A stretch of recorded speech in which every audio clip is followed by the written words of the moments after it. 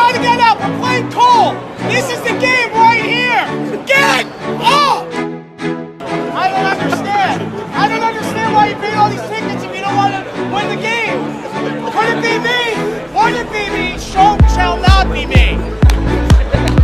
I will not sit with 2 outs in the American League Championship Good luck. Series. Get up!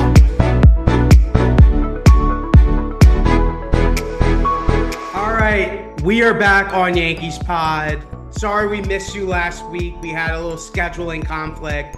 But the man, the myth, the legend, Keith McPherson, host of the Keith McPherson Show. You see him at Yankee Stadium. You see him on TV. He's everywhere. Keith is back. Keith, how we doing today? I'm good, man. Good time to have me on, especially after we beat the Braves. We got this off day, and I have been trying to preach to people that there has been a shift in the Yankees universe. Refresh your information. This team has slightly changed. They're going to continue to evolve, and they're not at their final form. This is not their final form. Give them some time to take, and let's take some time to talk about it now. Yeah, I was going to start with George Lombard Jr., and we'll get to that. But I wanted to start, because we're starting positive. I want to start with the rotation. They face the Atlanta Braves. You have Fried, Cole, Schlittler lined up. That's going to be the postseason lineup in any other way. And they go out and perform versus the Atlanta Braves, who's a very good National League ball club. So how are we feeling about this rotation heading into September, heading into October? I mean, I think we got the best going. I think we got the best 3 guys going. If you look at Tarek Skubal and his short couple starts for the Dodgers, he doesn't look so comfortable over there. He doesn't look so good over there. And he was even in an interview talking about, I'd love to go back to Detroit. I'd love to sign and play there for the rest of my career. So there was a thought that I had on WFAN where someone's like, who's better? And I'm like, maybe Skubal, Yamamoto, Snell, Glasnow, Roki Sasaki. But no, right now, the Yankees look to have the strongest 3 starters, a former Cy Young winner in Cole, a World Series champion in Max Fried, and the favorite for this year's Cy Young in Cam Schlittler. You got to feel good about that. Those guys can go 6, 7 innings and not give up more than 1 or 2 runs, maybe a couple solo shots. Cole has started to actually return to form, maybe even better form than we saw. He had a few bumps in the road, but that's expected coming back from Tommy John and feeling some stuff out. Fried is still building up to being what he's going to be, and Cam Schlittler is just a monster. He's just a beast. He's just mowing guys down. I'm not worried about him. I'm not worried about his innings limit or how many innings he's pitched in his career. He's got it locked in. So I'm excited about the Yankees pitching staff. Yeah, I think now I don't think there's really a wrong answer, but I think right now, if we were giving somebody the ball for game 1, I think it's got to be Cam Schlittler, just the way that he's performed all season long and his health. I do think that he gets the ball game 1. I probably go Fried 2, Cole 3, just because of the injury history. I don't know. What are your thoughts on that? Yeah, I'm giving Cam the ball game 1. It depends on matchups and who we actually face and what the thought is. Like if we're in a wild card series, which we feel like we're gonna be in because Tampa doesn't stop winning. Yeah, I think if it's a 3-game wild card, you go Cam first, depending on if you win or lose. Like, I don't know, if you win, I'm probably throwing Cole the next day, trying win that in 2 games. Usually those wild card series are 1 and 2 games, but it doesn't matter. You can't go wrong with Fried or Cole. It's just, do you want to pitch? It doesn't matter. You can't go wrong. There's no exact science. I think, like I said, it depends what team you're facing and how you want to pitch them. It's interesting too because Carlos Rodon, we forgot about him. I mean, still a very competent pitcher. And shout out to Ryan Weathers and Will Warren, who, obviously we didn't expect much of them, but Weathers has been great. I mean, these guys, they're ERA's teetering around 4, and, they're just doing a really good job. And then we have Clark Schmidt, who's looming. So, I mean, it's good to have a big 3.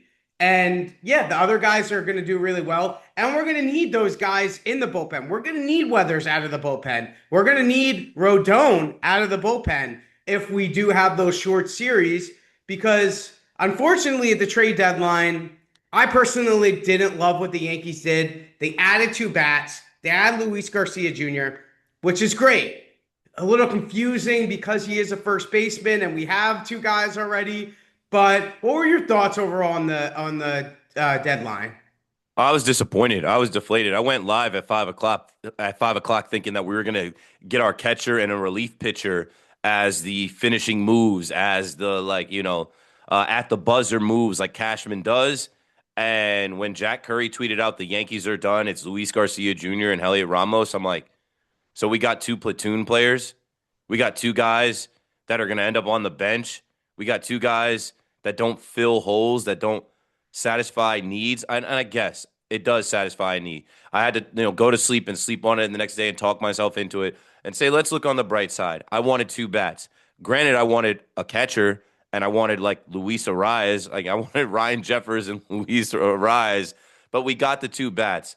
I wanted right-handed bats. It is what it is. You end up getting Luis Garcia Jr., who is the top slugger, arguably the best hitter that was moved at the deadline. And you get Heliot Ramos, who is serviceable. And obviously you needed him with Belly going down and, them sending Dominguez down. You needed a MLB caliber outfielder.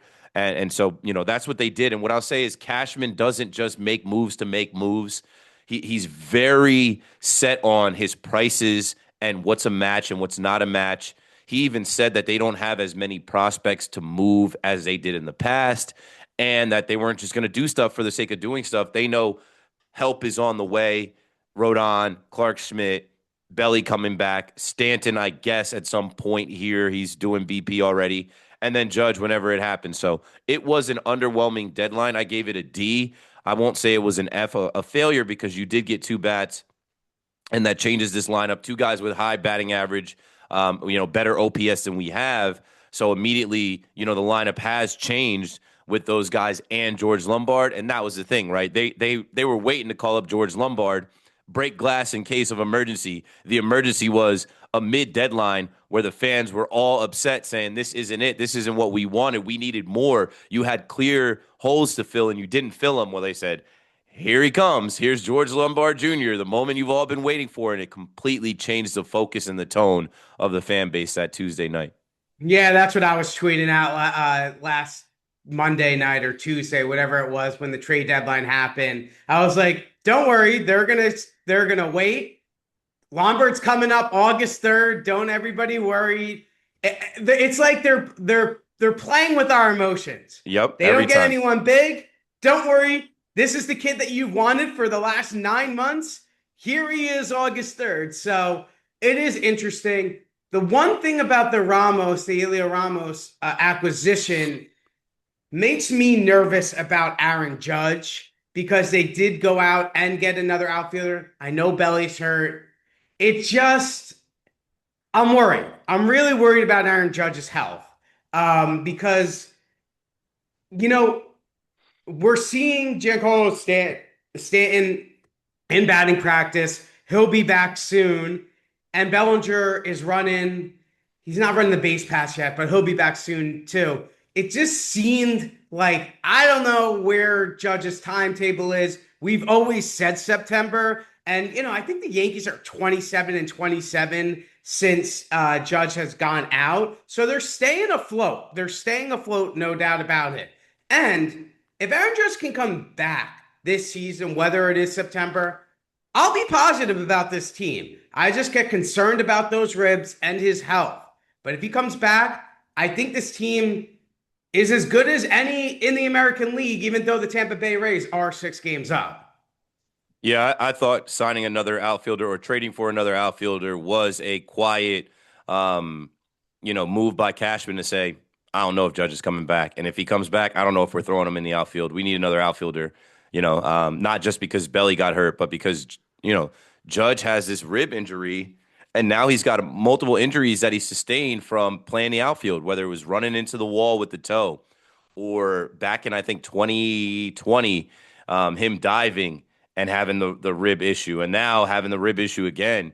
I think it was an insurance move. I think it was like, hey, let's get another outfielder that's a decent hitter, not the greatest outfielder, and it's an insurance play in case Judge doesn't come back. But Judge said he's coming back. He said that was always the plan. Um, the day after we see him hand in the air, smiling, celebrating George Lombard Jr.'s home run, he tells the media that he's starting to resume workouts and running and some activity. So I'm trying to rush it, but I know they're not going to rush it. I said I need him back by September 8th when we start that homestand against the Rockies. I need him back by September 8th. Like, how many at-bats does he need? How many games does he need? Like, I feel like he's going to need at least a month to ramp up, and that's less than a month. They just came out with the postseason dates. Like, the postseason starts late September. Like, we got to get going. Like, he's got to come back and be ready to at least swing the bat and be in the lineup and be a threat at DH. But then, you got 4 guys that could possibly DH. So, we'll see how it plays out. Yeah, I mean, again, I'm not worried. I'm not worried as much about the ramp up period with Aaron Judge. I feel like at least he's a consummate professional. So like maybe he is at least in the cages, just seeing the ball. I'm never worried about. I'm only worried about his health.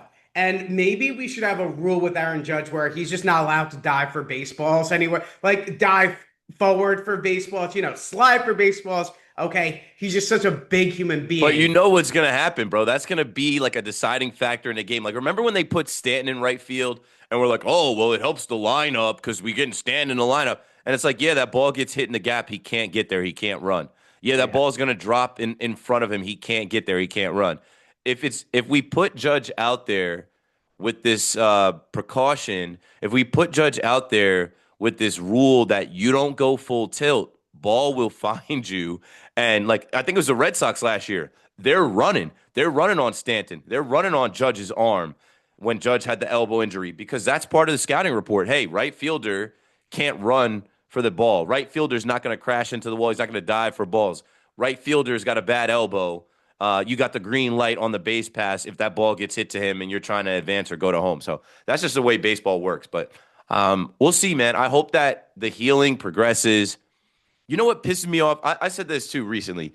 We're in New York. It's 2026. They got to have the best doctors and healing procedures.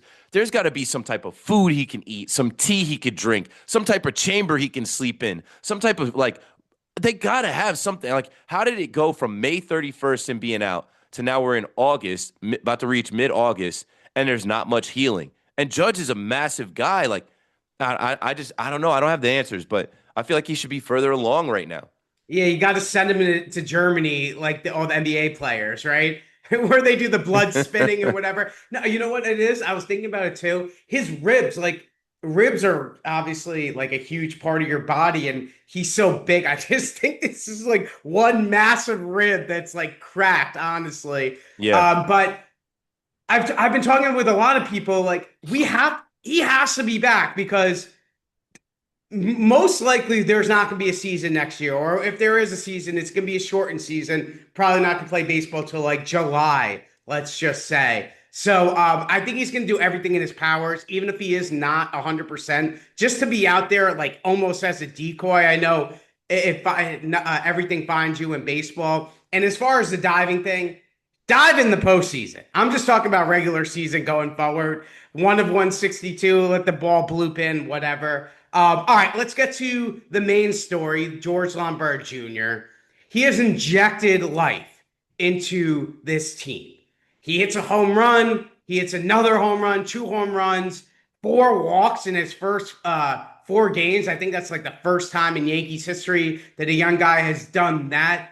What have you seen from him that you like? He's not overmatched. He's got a great eye, a great awareness of the strike zone, plate discipline. Which is crazy because it's just like, I don't know. I tell people I went to Somerset to see him last year, and I don't think he did anything in the 2 games that I saw him play, like at the plate. Like, he wasn't hitting home runs.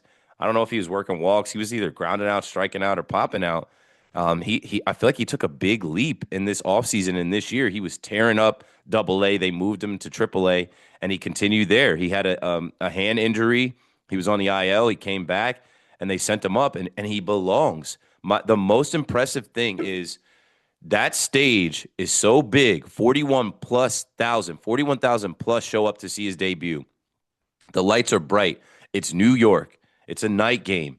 all of this hype surrounding him, and he just went out there and played his game. He's a pro. He's the son of a pro. Some people got it, some people don't. It's effortless. The defense, let's speak on that. We haven't seen a slick fielding shortstop like this in years. I mean, I won't even say Jeter was like this slick. Maybe when he was younger. Didi, I don't know. Like obviously, Glaber, they tried to play there. That didn't work.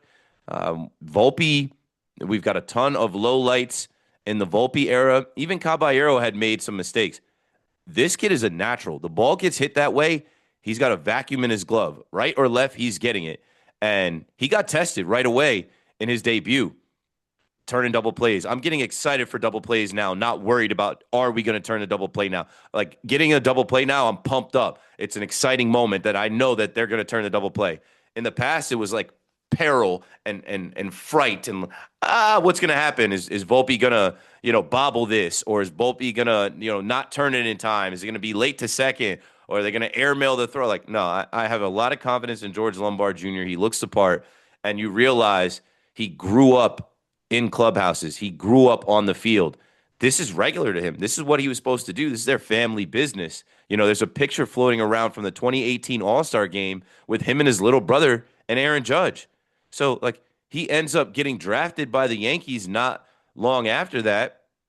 And now he's teammates with Aaron Judge, and I hope Aaron Judge comes back to play with the young kid. We've got one in this young rookie. It has nothing to do with Volpe or Dominguez or Andujar or Clint Frazier or Greg Bird or whoever people want to throw out there, Gary Sanchez. This is different. This kid belongs. And the biggest thing that I took away from all the reports about him was after they won the series, the second game against the Braves, the team goes in there to eat, and he's quizzing his teammates on Grant Holmes, the pitcher that they're going to face on Sunday. So that means he's a professional. He's already turned the page, and he said, we're on to the next day.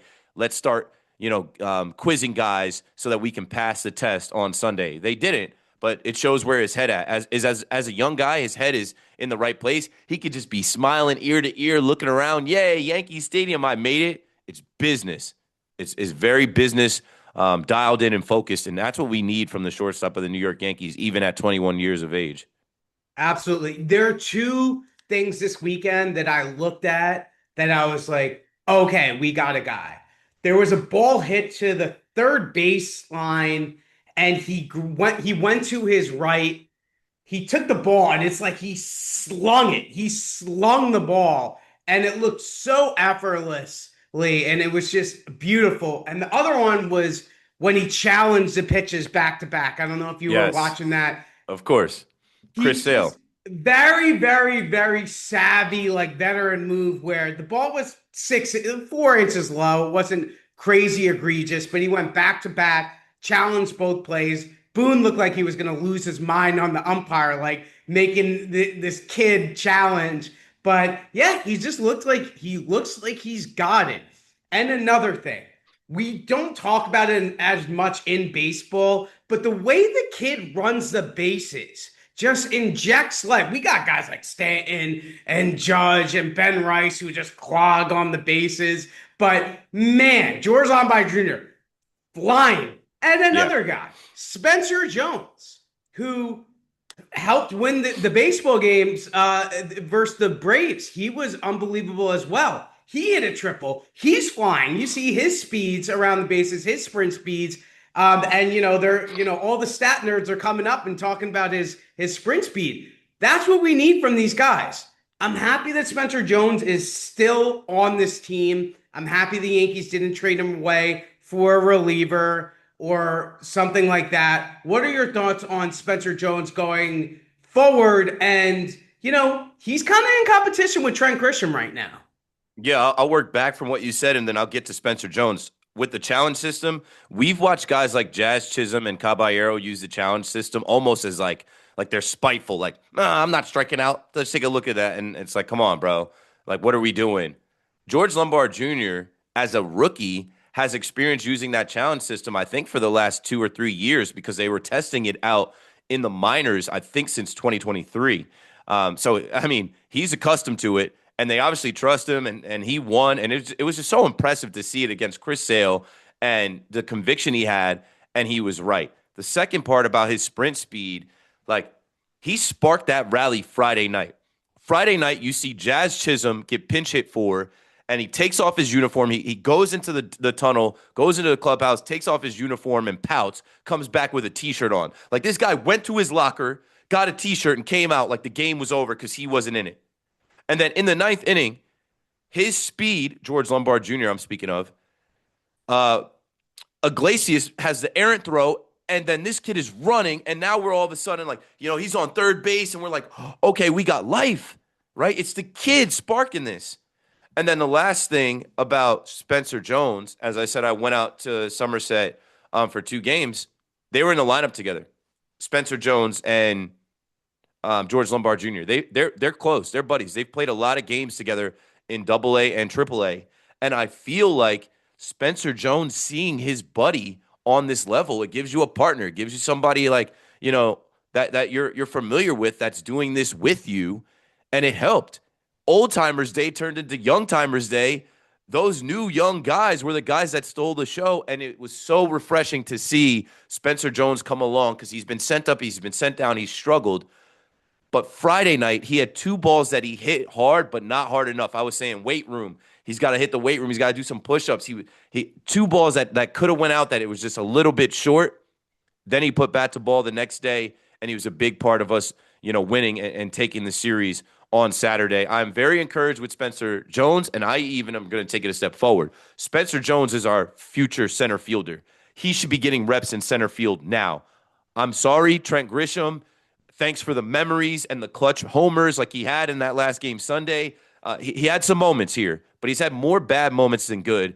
I didn't want to give him the qualifying offer. He's reverted back to what he always was. He's not going to have another 34 home runs this year. So what are we waiting on? Are we trying to justify the $22 million? Are we going to try and squeeze everything out of Trent Grisham?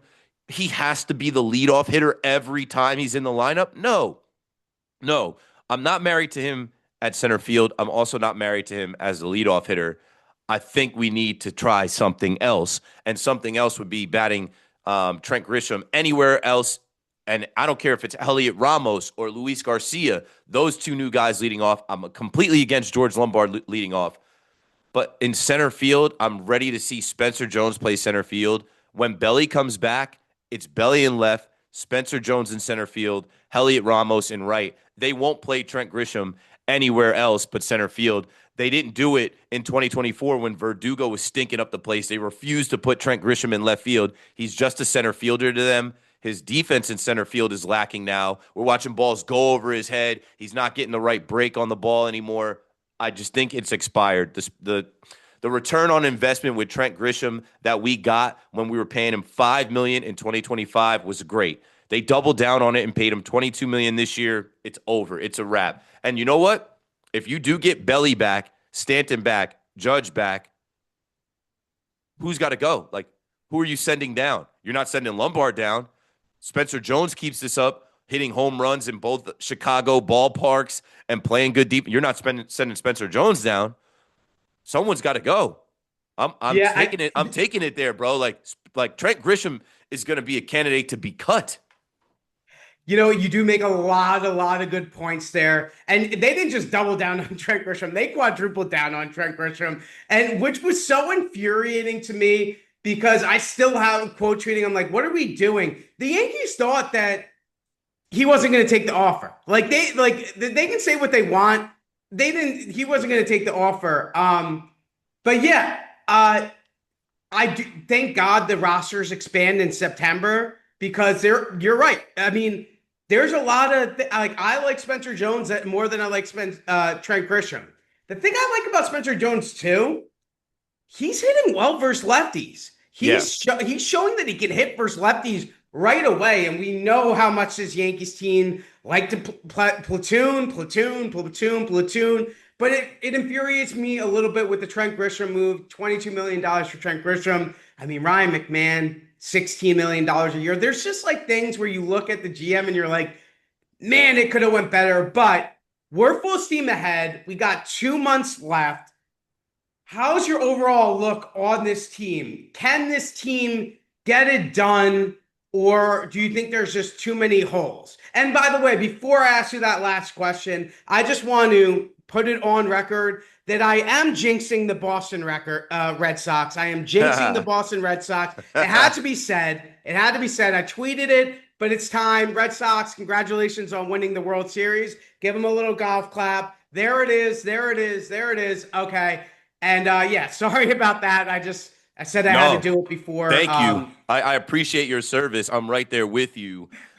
Yankee fans were handing them the World Series last like Wednesday, Thursday. And I'm noticing that online, and I'm like, no, stop. I had a tweet because somebody was like this looks like another Red Sox World Series team, and I put out a tweet saying like I don't expect them to keep this up for 3 months. And then right after that, they lose 3 games in a row. Or actually, they won the first game against the A's, but then they lost Saturday, Sunday, and they lost last night.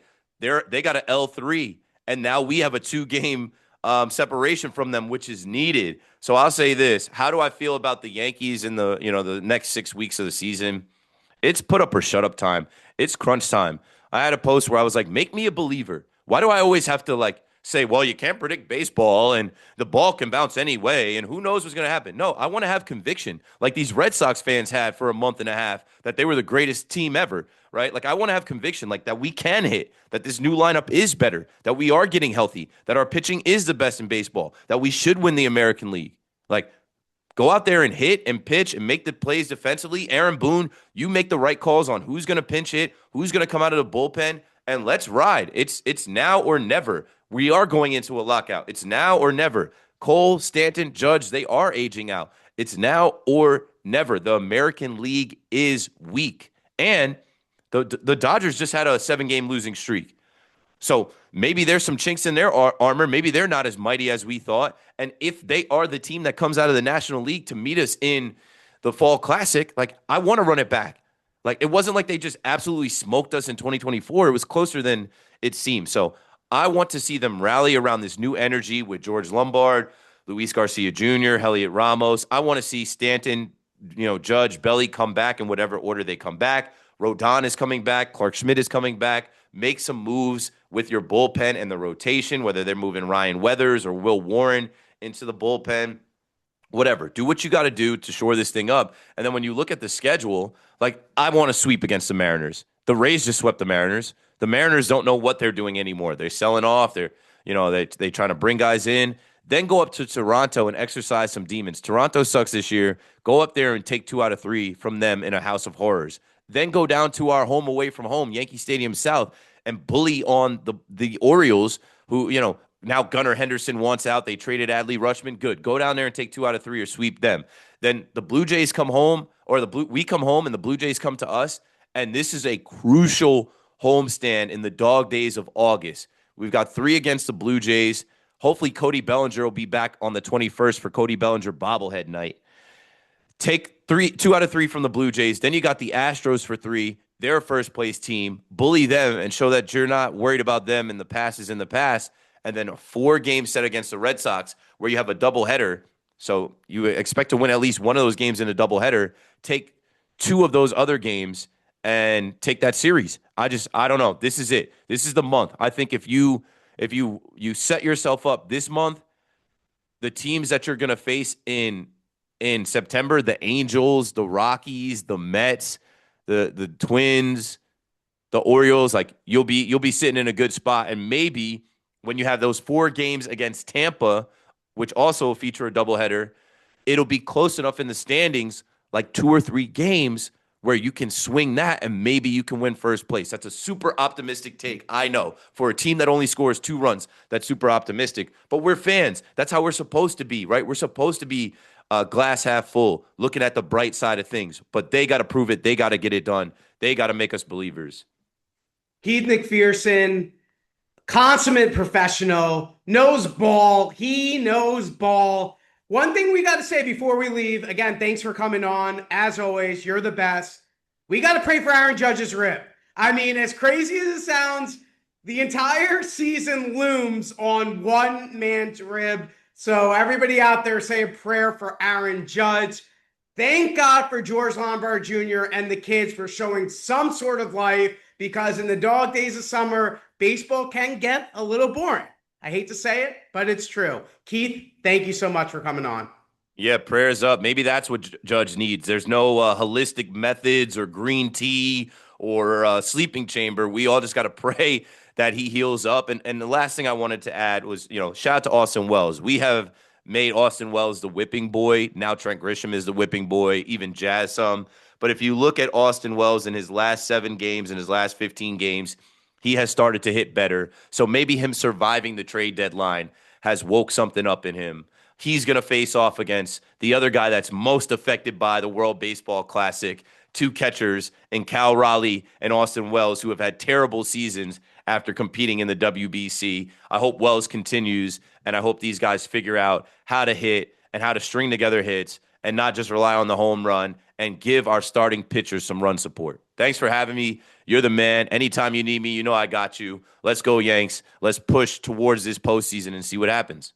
All right, everyone. You heard the man. Have a great day.